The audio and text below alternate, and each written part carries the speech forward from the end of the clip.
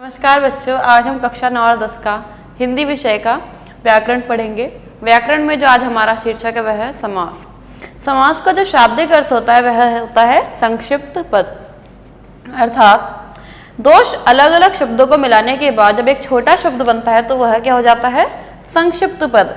वैसे तो संधि और समास दोनों में ही अलग अलग शब्दों को मिलाया जाता है और एक नया शब्द बनता है, किंतु दोनों में जो अंतर है वह क्या है, संधि में जब हम दो अलग अलग शब्दों को मिलाते हैं, जैसे सूर्य और उदय, अगर हम इन दो शब्दों को अलग अलग को मिलाएंगे तो क्या हो जाएगा, स्वर बदल जाएगा और इन दोनों अलग अलग शब्दों का स्वरूप भी बदल जाएगा। जैसे सूर्य और उदय का क्या हो जाएगा, सूर्योदय, यानी कि ऊ जो है वो बिल्कुल छुप जाएगा। लेकिन समास में क्या है, जब दो अलग अलग पद मिलाए जाते हैं तो जो नया पद बनता है उसमें कुछ भी अंतर नहीं होता। जैसे देशभक्त है, जब हम इन्हें अलग अलग शब्दों को मिलाएंगे तो देशभक्त जो हमारा शब्द बनता है उसमें ना तो दूसरा स्वर आ रहा है ना ही कोई दूसरा व्यंजन आ रहा है, केवल ये दो अलग अलग शब्द नॉर्मल इस प्रकार से सामान्य रूप से मिल रहे हैं। तो यह क्या है, समास है। अब समास के जो दो रूप हैं वो क्या है, एक तो है इसका समस्त पद और एक है समास विग्रह। समस्त पद क्या होता है, समास के नियम से मिले हुए शब्द को समस्त पद कहते हैं। अर्थात जैसे देश और भक्त, ये दो अलग अलग शब्द हैं भाई, देश अलग है भक्त अलग है, दोनों का मतलब भी अलग है। लेकिन क्या है कि जब इन दोनों शब्दों को समास के नियम से मिला दिया जाएगा तो क्या बन जाएगा, देशभक्त। तो यह जो शब्द मिलकर आ रहा है ना, इन दोनों शब्दों को मिलाकर के जो निकल के आ रहा है वह क्या हो गया है, देशभक्त। और यही शब्द क्या कहलाएगा, हमारा समस्त पद। अब है समास विग्रह। समस्त पद को समास से पूर्व की मूल स्थिति में कर देना ही क्या है, विग्रह है। अर्थात ये देशभक्त क्या है, समस्त पद है, लेकिन समस्त पद से पहले इसकी स्थिति क्या थी भाई, समस्त पद मिलने से पहले तो ये दोनों अलग थे ना। देशभक्त मिलने से पहले क्या था, देश अलग था और भक्त अलग था। तो समस्त पद से पूर्व की स्थिति क्या कहलाएगी, समास विग्रह, यानी दोनों का अलग अलग रूप है विग्रह और समस्त पद है, दोनों को मिलाकर के लिखना। समास के अंग हैं 6। पहला अंग है अव्ययी भाव, दूसरा है कर्मधारय, तीसरा है द्विगु, फिर है चौथा तत्पुरुष, फिर है बहुव्रीहि, फिर है द्वंद्व समास। अब हम जो है इसके विषय में, इनके व्यक्तिगत विषय में पढ़ेंगे भी, अव्यय भाव क्या है, तत्पुरुष क्या है, द्विगु क्या है, इस प्रकार से। अब अव्यय भाव पढ़ेंगे। देखिए समास में दो पद होते हैं, एक होता है पूर्व पद और एक होता है उत्तर पद। तो अव्यय भाव समास में जो प्रधान पद होता है वह क्या होता है, इसमें पूर्व पद प्रधान होता है।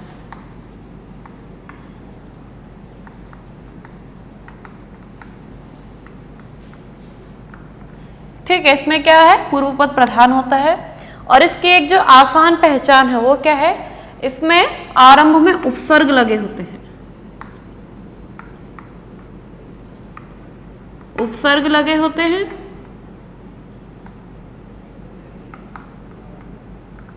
उपसर्ग होते हैं 22।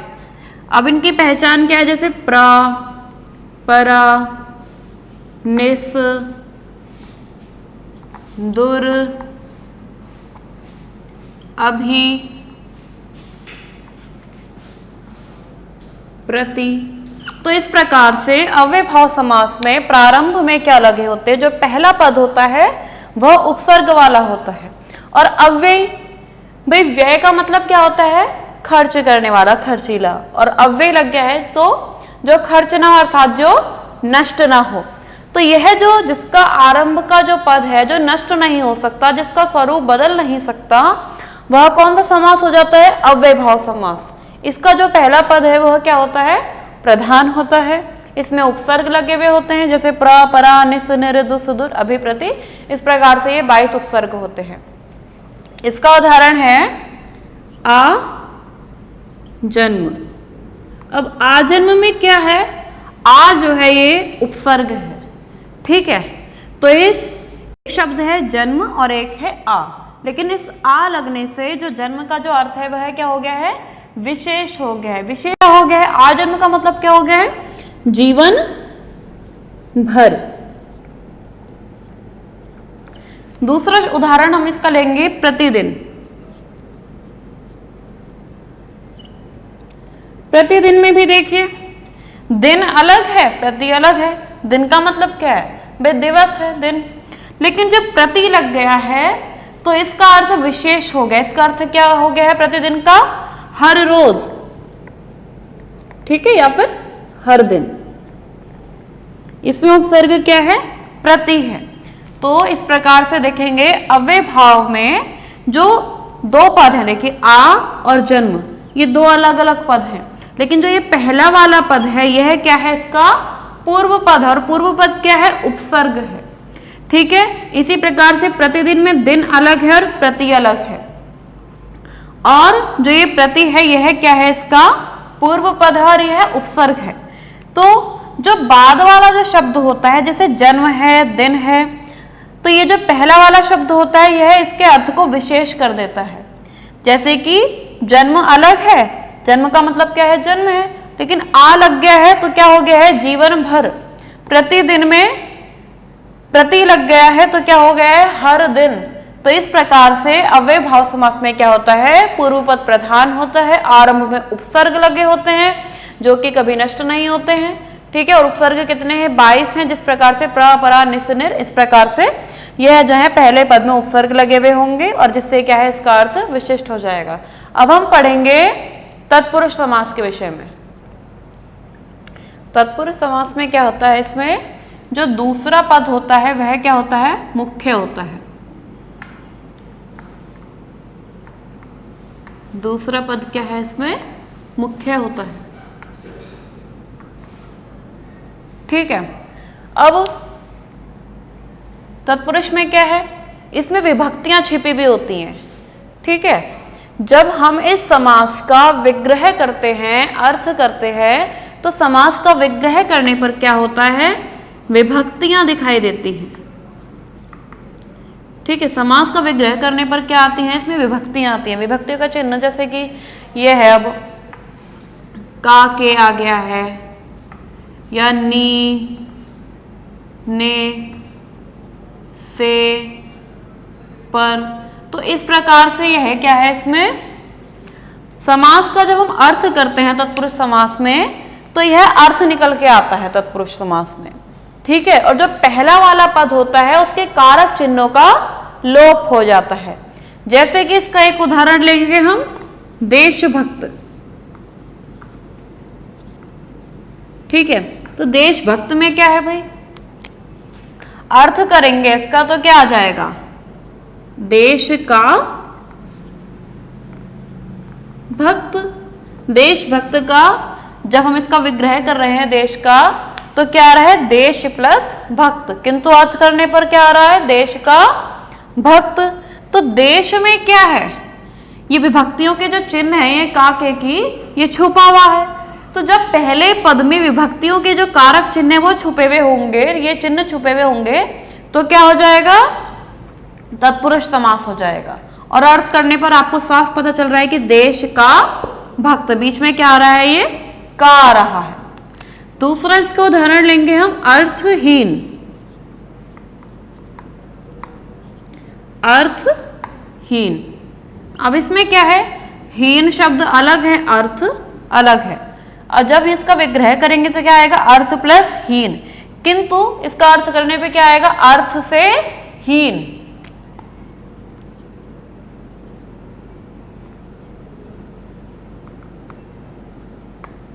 अर्थ करने पर आया है अर्थ से हीन। तो यहां पर जो चिन्ह छिपा हुआ है वह क्या है, से।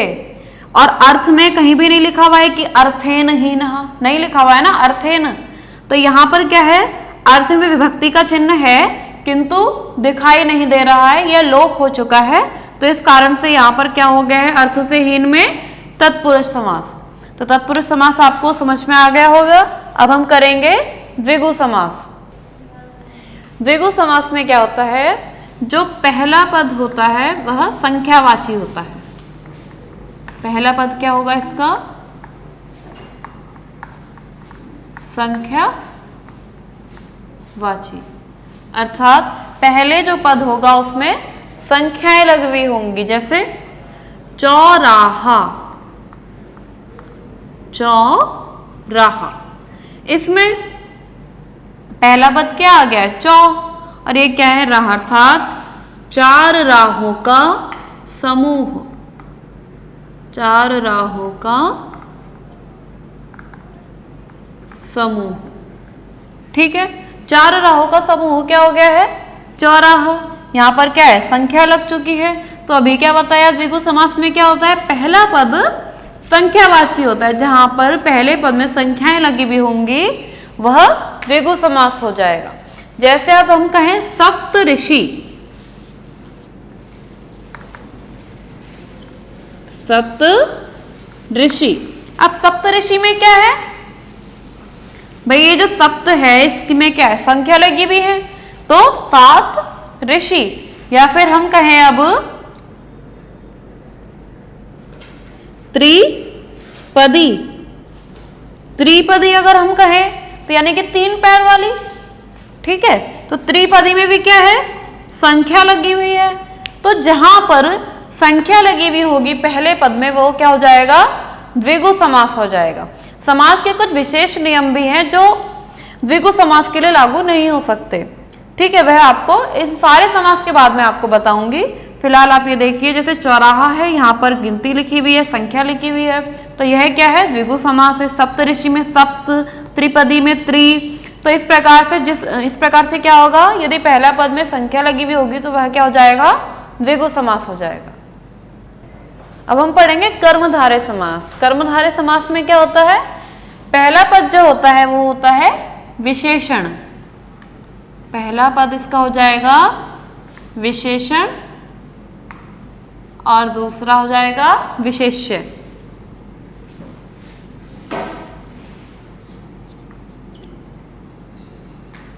विशेषण क्या होता है? जो किसी की विशेषता बताता है, और विशेष्य जिसकी विशेषता बताई जाती है। इस समास की एक साधारण सी पहचान ये भी है कि प्रश्न करने पर उत्तर मिल जाता है, ठीक है। कि प्रश्न करेंगे उत्तर मिल जाएगा। जैसे कि मैं कहूं चरण कमल या कमल चरण, ठीक है।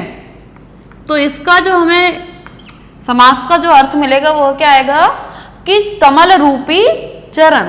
तो सवाल क्या होगा? चरण कैसे हैं? तो चरण कैसे हैं? चरण कमल जैसे हैं। तो सवाल करने पर उत्तर मिल रहा है। और विशेषण क्या है इसका? कमल, और विशेष्य क्या है? चरण। तो इसमें कौन सा समास हो जाएगा? कर्मधारय। इसका एक उदाहरण देखेंगे, नीलाक्षी। नीलाक्षी में अब क्या है? एक है अक्षी और एक है नील, ठीक है। आंखें कैसी हैं? आंखें कैसी हैं? नीली हैं। तो सवाल करने पर क्या मिल रहा है? जवाब मिल रहा है। तो जब समास में सवाल करने पर जवाब मिल जाए कि आंखें कैसी हैं या चरण कमल कैसे हैं, तो वो कौन सा समास हो जाएगा? कर्मधारय समास। इसकी एक पहचान क्या है? एक इसका उदाहरण देखेंगे, मृग नयनी। अब इसमें भी क्या है कि हिरण के समान आंखों वाली। तो आंखें कैसी हैं? हिरण के जैसी हैं। तो सवाल करने पर जवाब मिल गया है। तो यहां पर कौन सा समास हो जाएगा? कर्मधारय। तो पहला पद क्या था इसका? विशेषण था, और दूसरा पद क्या था? विशेष्य। विशेषण अर्थात ये जो नील है, ये जो मृग लिखा हुआ है, और ये कमल क्या है? ये विशेषण है। और विशेष्य क्या है? जिसकी विशेषता बताई जा रही है। तो विशेषता किस किस चीज की बताई गई है? चरण की बताई गई है, आंखों की बताई गई है, और यहाँ पर भी आंखों की बताई गई है। किसके माध्यम से बताई गई है भाई? कमल से तुलना किसकी करी गई है? पैरों की। आंखों से किसकी तुलना करी गई है? हिरण की। तो इस प्रकार से जिस समास में विशेष्य का विशेषण होगा, तुलना करी जाएगी, सवाल करने पर जवाब मिल जाएगा, तो वहां पर क्या हो जाएगा? कर्मधारय समास। अब हम करेंगे द्वंद्व समास। द्वंद्व समास पढ़ेंगे। द्वंद्व समास की विशेषता क्या है? जब हम इस समास को विग्रह करते हैं तो बीच में क्या आता है? और आता है। अर्थ करने पर क्या आएगा? और आएगा। और दोनों शब्दों के बीच में क्या लगा होगा? ये योजक चिन्ह, ठीक है। इसको क्या बोलते हैं?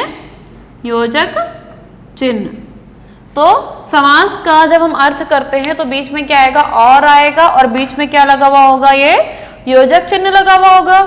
दूसरी बात क्या है समास की कि इसमें जो शब्द होते हैं वो अक्सर विलोम होते हैं, जैसे कि माता पिता, तो माता योजक चिन्ह लग गया, फिर आया पिता, अर्थ करने पर क्या आएगा, माता और पिता,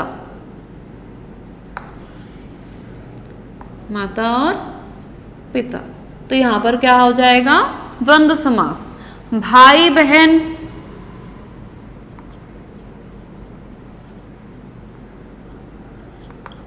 रात दिन, ये सभी क्या हैं, ये ज्यादातर क्या है, एक दूसरे के विलोम हैं। तो रात दिन, रात और दिन, बीच में क्या आ रहा है, योजक चिन्ह भी आ रहा है और अर्थ करने पर क्या आ रहा है, और आ रहा है। भाई बहन, बीच में योजक चिन्ह भी है और अर्थ करने पर क्या आ रहा है, भाई और बहन। तो जिस समास में बीच में अर्थ करने पर क्या आएगा, और आएगा, और क्या लगा हुआ होगा, बीच में योजक चिन्ह लगा हुआ होगा, वह कौन सा समास होगा, द्वंद्व समास। अब हम पढ़ेंगे बहुव्रीहि समास के बारे में। बहुव्रीहि समास में क्या है कि इसमें दोनों ही पद प्रधान होते हैं। जो दोनों पद हैं वो क्या है, दोनों ही पद क्या है, इसके प्रधान होते हैं, यानी कि मुख्य होते हैं। यह जो समास होता है ये देवी देवताओं के पर्यायवाची होते हैं, जैसे कि लंबोदर, लंबोदर, भाई लंबा है उदर जिसका, किसका नहीं पता, तो इसमें क्या है, सवाल करने पर जवाब नहीं मिलता है। वैसे हमें पता है कि लंबोदर, लंबा उदर किसका है, यह त्रिनेत्रधारी कौन है, हमें पता है, लेकिन इसमें एक क्लियर शब्द निकल के नहीं आता कि लंबोदर। प्रश्न तो आ रहा है कि लंबा है उदर जिसका, लेकिन किसका, किसका ये तो नहीं पता चल रहा है ना। ये तो हमें खुद सोचना है कि लंबे पेट वाला कौन है, विशाल पेट वाला कौन है, ये तो हमें खुद सोचना है। तो हमारे मन में क्या उत्तर आएगा, एकदम से गणेश जी का नाम आएगा, ठीक है। लेकिन इसमें कहीं पर भी गणेश नहीं लिखा हुआ है। तो जिस समास में सवाल करने पर जवाब नहीं मिलता है वह कौन सा समास होगा, बहुव्रीहि। और जिसमें सवाल करने पर जवाब मिल रहा था वह कौन सा समास था, कर्मधारय। तो लंबोदर का हो जाएगा, लंबा है उदर जिसका,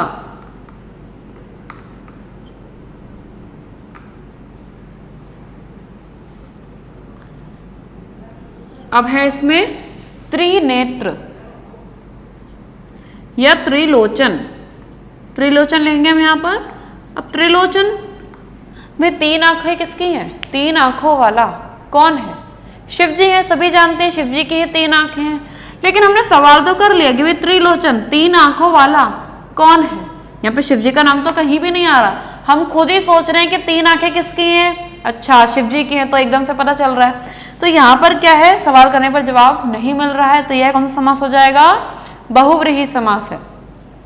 यह चतुरानन, चतुरानन में चार मुख वाला, चार मुख किसके हैं, ब्रह्मा जी के हैं। तो अब इसमें कहीं भी ब्रह्मा जी का नाम नहीं लिखा हुआ है, हम खुद सोच रहे हैं कि चार मुंह किसके हैं, ठीक है। या तीन आंखें वाला कौन है, लंबे पेट वाला कौन है, तो ये जो है हम खुद सोच रहे हैं, इसमें कहीं भी सवाल का जवाब हमें नहीं मिल रहा है। तो यहाँ पर कौन सा समास हो जाएगा, बहुव्रीहि समास। अब आप सभी के दिमाग में कंफ्यूजन होगी कि इन दोनों में जब गिनती लगी हुई है तो ये बहुव्रीहि क्यों है।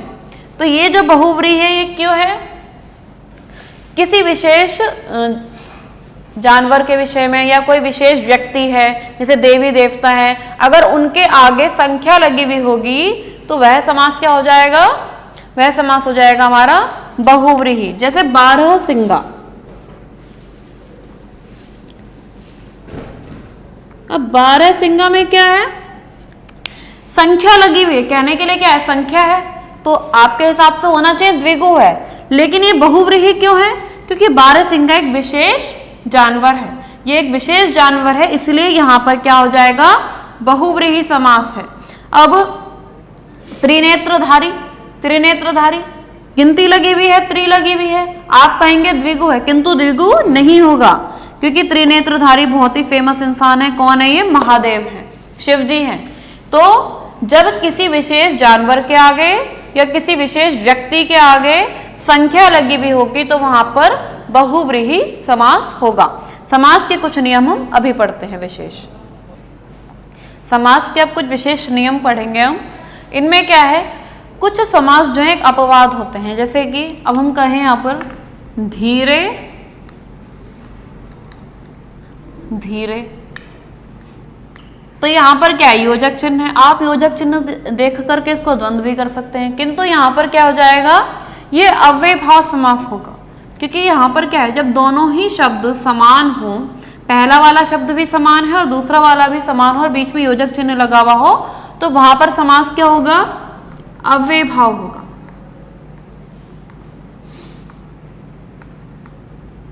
क्योंकि हम किसी को ये नहीं कहते कि धीरे और धीरे, धीरे और धीरे, या जल्दी और जल्दी, कम और कम।